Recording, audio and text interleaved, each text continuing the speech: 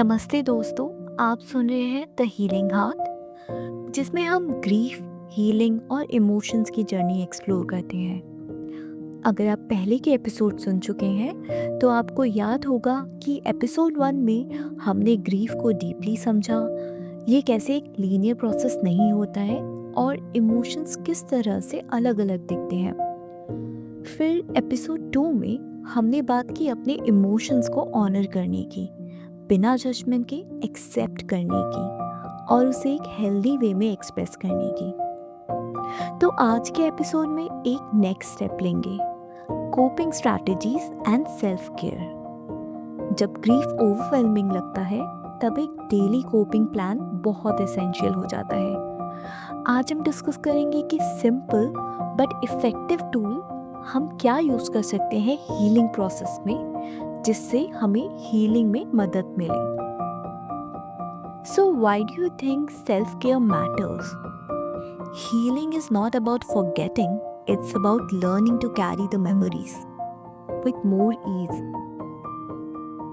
Grief सिर्फ emotional नहीं होता है, वो फिजिकल और मेंटल भी होता है। कभी लगता है कि एनर्जी बिल्कुल लो है, कभी दिमाग एक ही थॉट पे स्टक रहता है।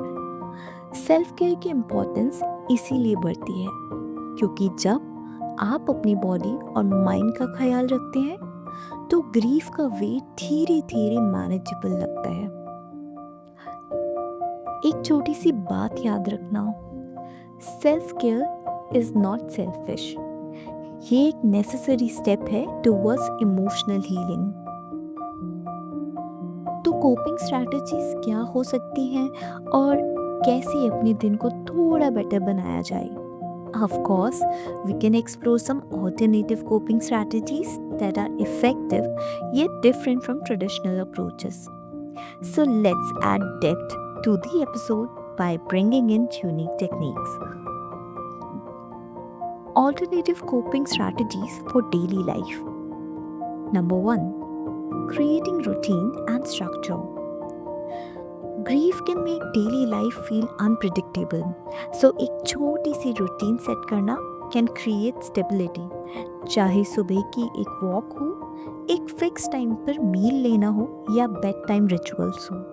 It can also have your skincare routine into it. Structure helps bringing back the sense of normalcy. Second, small goals for progress. कभी कभी ग्रीफ ओवरवेलमिंग लगता है because we see the big picture. Instead, focus on small achievable goals. आज बस एक paragraph लिखना या एक फ्रेंड से मिलना, small wins build the confidence.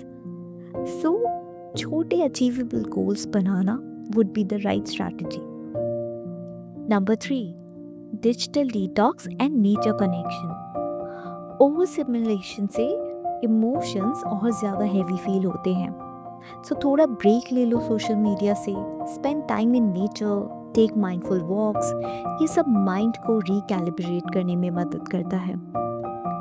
कुछ अगर ग्राउंडिंग टेक्निक्स की बात करूँ तो एक सेंसरी कोपिंग मैकेनिज्म फॉलो करना बहुत इम्पॉर्टेंट है। जब इमोशंस इंटेंस हो, एक सिंपल सेंसरी एक्सरसाइज ट्राई कर सकते हैं। Just look around and focus on 5 things which are around you. आप 5 चीज़ों को देखो. It could be anything. Maybe the TV which is there in your room. The furniture.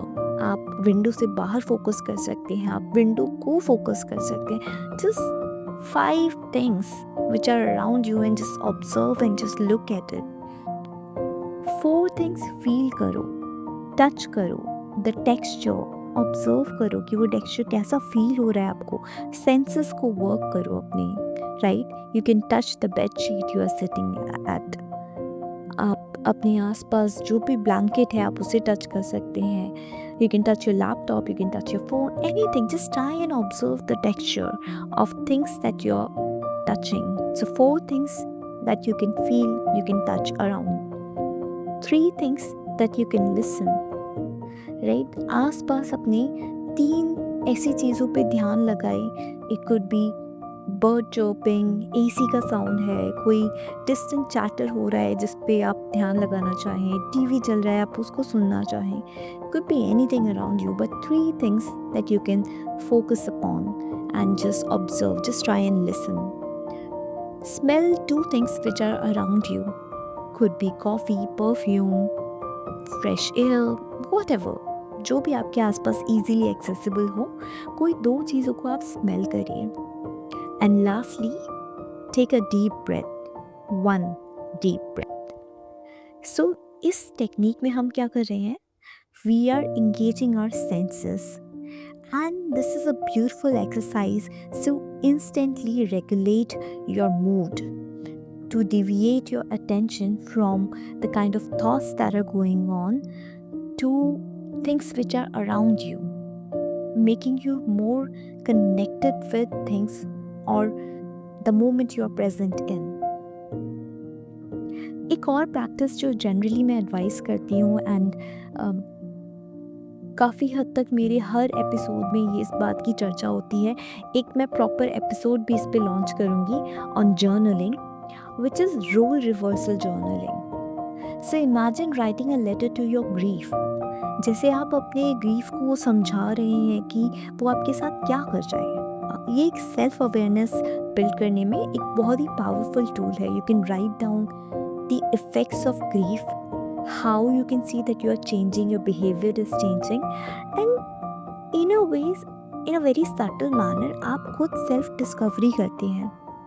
Journaling बहुत help करता है. Time and again I talk about it, but I truly believe when you start writing down things, it actually open doors for you. आपको बहुत ऐसी बातें जो surface level पे लगती हैं उसका डेप्थ पता चलता है when you keep on writing.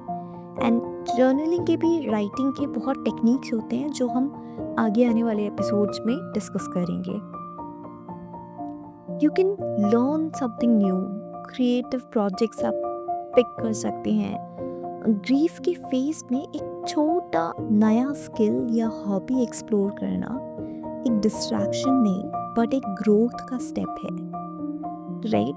सो चाहे वो कुकिंग हो, पेंटिंग हो या एक न्यू लैंग्वेज हो, ये एक हीलिंग आउटलेट बन जाता है आपका.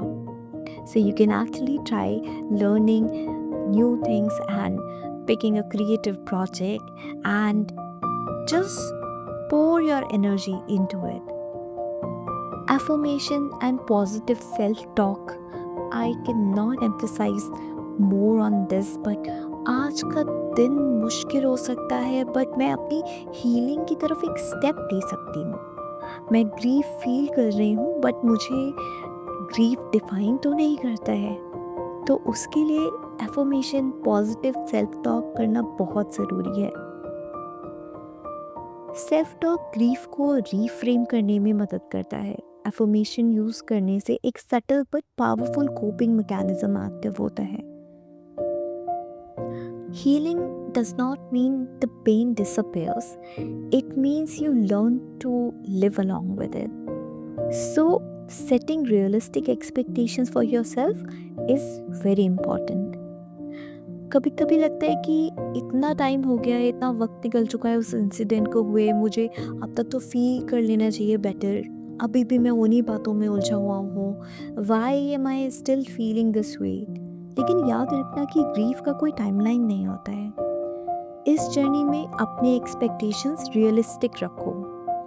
हर दिन एक प्रोग्रेस है. आप छोटे छोटे स्टेप लेते हैं, आप छोटे छोटे स्टेप से आगे बढ़ते हैं. सो उन विक्ट्रीज को एक्नॉलेज करो.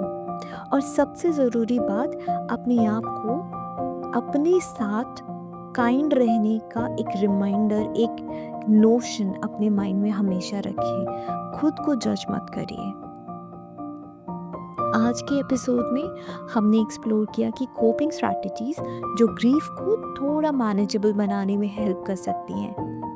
अगर आप अपने हीलिंग जर्नी में हैं तो एक बात याद रखें कि प्रोग्रेस स्लो होता है बट इफ़ेक्टिव होता है. हर स्टेप काउंट होता है. सो ये एक जर्नी है, ये एक सफ़र है, इसको तय करते रहिए. अगले एपिसोड में मिलेंगे द हीलिंग हार्ट के नए चैप्टर के साथ. तब तक अपना ख्याल रखिए और अपनी इमोशंस की रिस्पेक्ट करिए। Thank you.